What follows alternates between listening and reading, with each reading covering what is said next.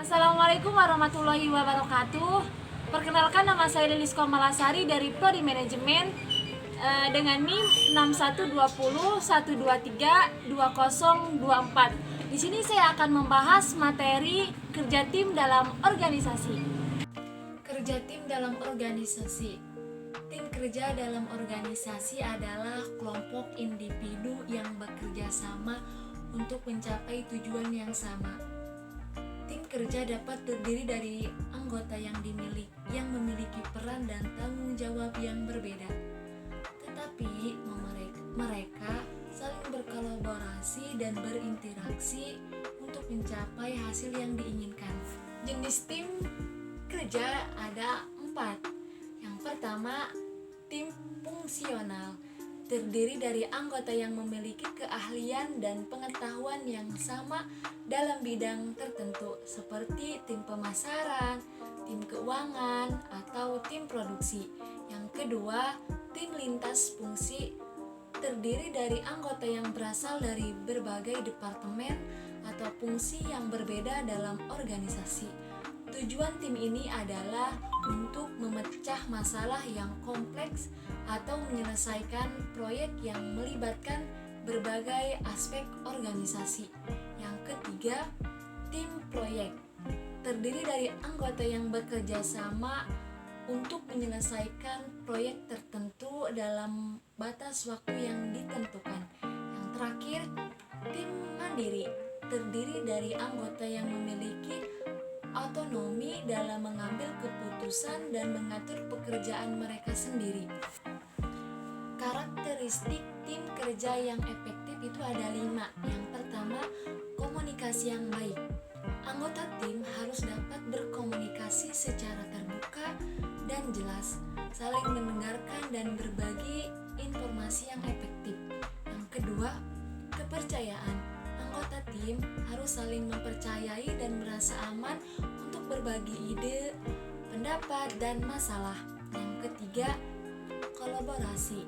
Anggota tim harus mampu bekerja sama, saling mendukung, dan memanfaatkan keahlian individu untuk mencapai tujuan bersama. Yang keempat, kepemimpinan yang efektif. Tim membutuhkan seorang pemimpin yang dapat mengarahkan, menginspirasi, dan motivasi anggota tim. Yang terakhir, pembagian tugas-tugas yang jelas. Seperti anggota tim harus memiliki peran dan tanggung jawab yang jelas agar tidak terjadi tumpang tindih atau kebingungan. Proses tim kerja ada 4. Yang pertama, pembentukan tim kerja dibentuk dengan menentukan tujuan, peran, dan tanggung jawab masing-masing anggota. Yang kedua, norming.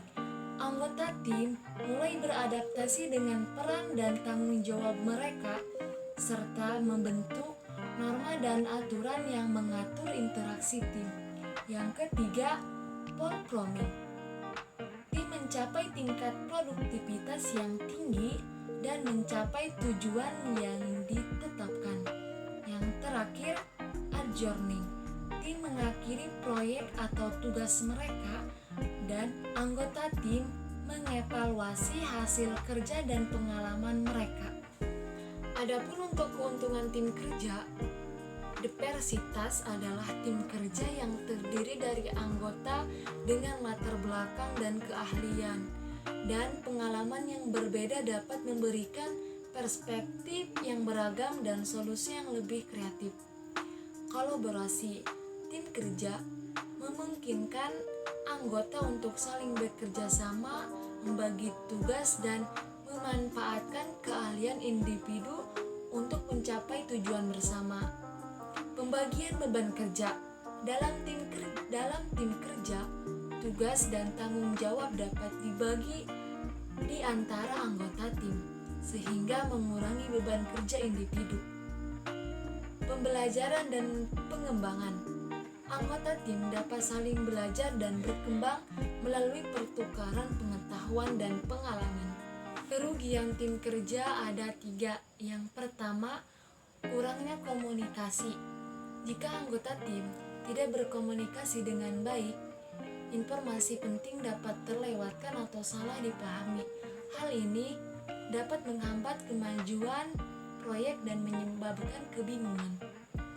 Yang kedua, konflik internal.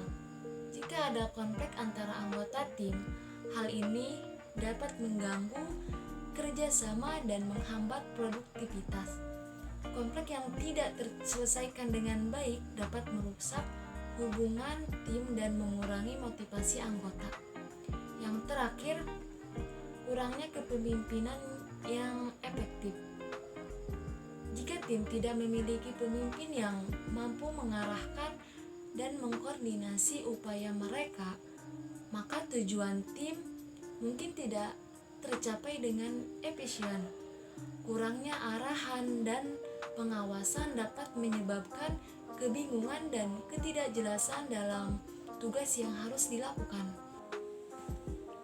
Pengertian komitmen organisasi.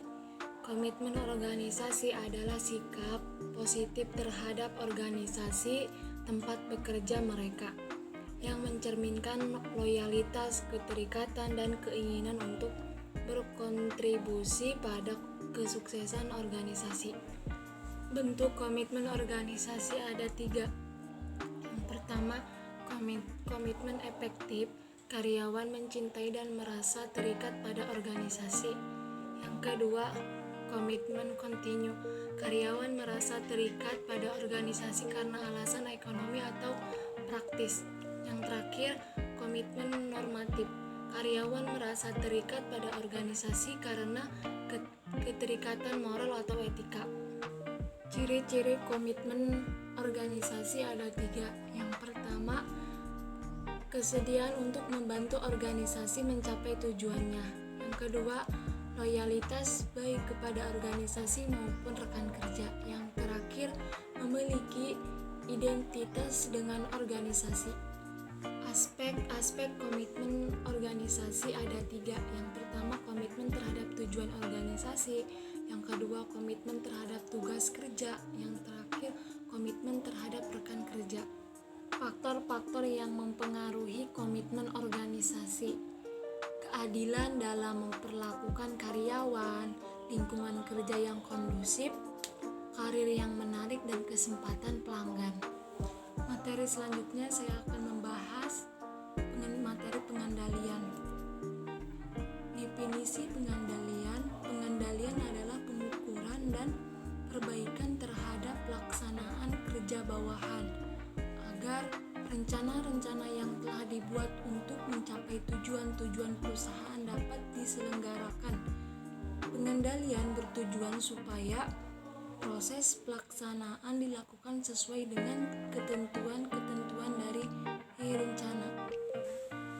Asas-asas pengendalian meliputi asas tujuan, asas efisiensi, asas tanggung jawab, asas pengendalian, asas refleksi rencana, asas penyesuaian dengan organisasi, asas pengendalian individual, asas standar, asas strategis, asas kekecualian, asas fleksibel, asas peninjauan kembali, dan asas tindakan.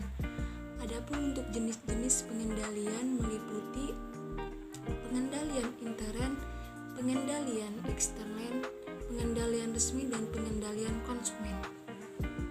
Proses pengendalian manajemen adalah sistem yang diterapkan untuk mengatur setiap elemen manajemen agar tetap terarah dalam kegiatan mereka. Sistem ini memiliki beragam fungsi seperti mengurangi potensi konflik, mencapai target kegiatan tepat waktu, dan meningkatkan efisiensi dalam kegiatan rutin. Pengendalian manajemen harus diterapkan pada sebuah unsur manajemen seperti personil atau staf, aktivitas penggunaan sumber daya, hingga proses eksekusi dan evaluasi. Perusahaan besar maupun bisnis kecil rumahan harus menerapkan sistem ini jika ingin berkembang sukses.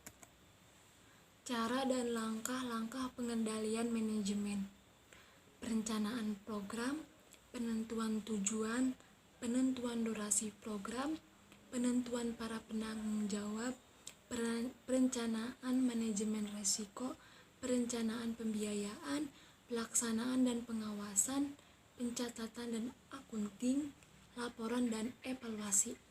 Proses pengendalian. Langkah-langkah proses pengendalian menurut Supriyono ada 5. Yang pertama, menentukan objek-objek yang akan diawasi. Yang kedua, menetapkan standar sebagai alat ukur pengawasan atau yang menggambarkan pekerjaan yang akan dikehendaki. Yang ketiga, menentukan prosedur, waktu dan teknik yang digunakan. Yang keempat, membandingkan antara hasil kerja dengan standar untuk mengetahui apakah ada perbedaan. Yang kelima, melakukan tindakan-tindakan perbaikan korektif terhadap suatu penyimpangan. Sifat dan waktu pengendalian. Sifat dan waktu pengendalian dibedakan atas preventive control adalah pengendalian yang dilakukan sebelum kegiatan dilakukan untuk menghindari terjadinya penyimpangan-penyimpangan dalam pelaksanaan suatu kegiatan.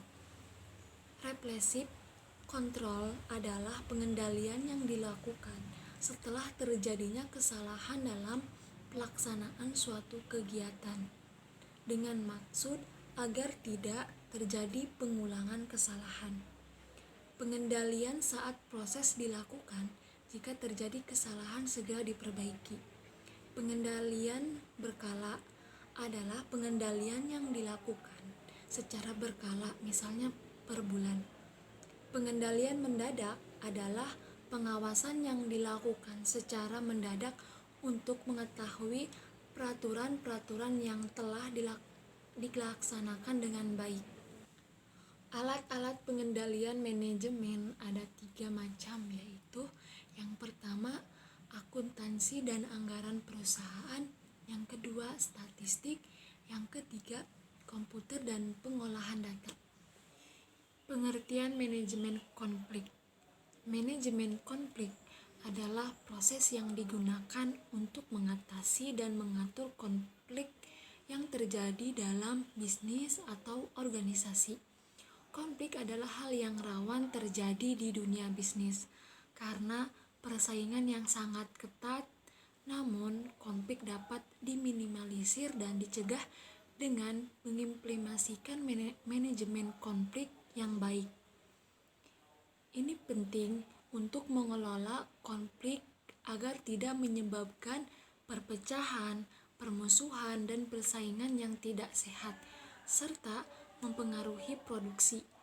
Manajemen konflik juga digunakan untuk menyelesaikan konflik dan menyatukan kembali berbagai pihak melalui solusi yang sesuai.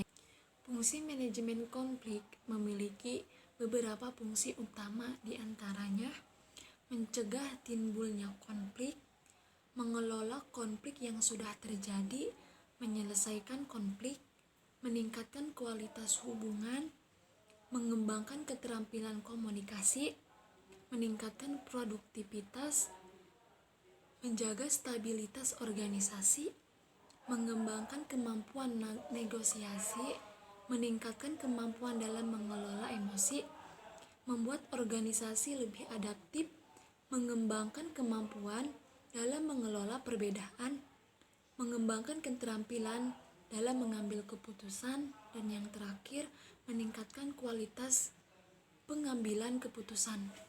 Adapun untuk contoh-contoh manajemen konflik, diantaranya adalah konflik antar manajer dan karyawan, konflik antar departemen, konflik dengan klien, konflik dengan mitra kerja, konflik dengan dalam pembagian tugas, konflik dalam pembuatan keputusan, konflik dalam alokasi sumber daya, konflik dalam pengembangan karir, dan yang terakhir konflik dalam pembagian tanggung jawab. Strategi manajemen konflik. Setelah kita mengetahui pengertian, fungsi, dan pentingnya manajemen konflik, Yang tidak kalah penting adalah melakukan strategi untuk mengatasi konflik tersebut. Di antaranya adalah strategi penghindaran, strategi penyelesaian, strategi kompromi, strategi kolaborasi, strategi dominasi, strategi pengalihan, strategi kompetisi, yang terakhir strategi adaptasi dan strategi komunikasi dan yang efektif. Secara umum, strategi manajemen konflik harus dipilih sesuai dengan situasi dan kondisi konflik yang terjadi. Strategi yang digunakan harus dapat menyelesaikan konflik dengan cara yang efektif dan efisien. Pentingnya manajemen konflik dalam organisasi. Manajemen konflik dalam organisasi sangat penting karena dapat membantu dalam mengelola dan mengatasi konflik yang terjadi dalam organisasi. Beberapa alasan pentingnya manajemen konflik dalam organisasi adalah meningkatkan produktivitas, meningkatkan kualitas hubungan, meningkatkan keterampilan komunikasi, meningkatkan kemampuan negosiasi, meningkatkan kemampuan dan mengelola emosi, dan yang terakhir meningkatkan adaptasi organisasi. Dan adapun untuk definisi evaluasi adalah proses penilaian atau pengukuran untuk mengevaluasi nilai, kualitas, atau kinerja suatu hal, baik itu program, proyek, produk, atau individu. Tujuan evaluasi dapat bervariasi tergantung pada konteksnya, seperti peningkatan kinerja, pengambilan keputusan, atau akuntabilitas. Fungsi evaluasi melibatkan beberapa tujuan yang dapat mencakupi adalah peningkatan kinerja, yang kedua pengambilan keputusan, yang ketiga akuntabilitas, yang terakhir validasi program. Damn.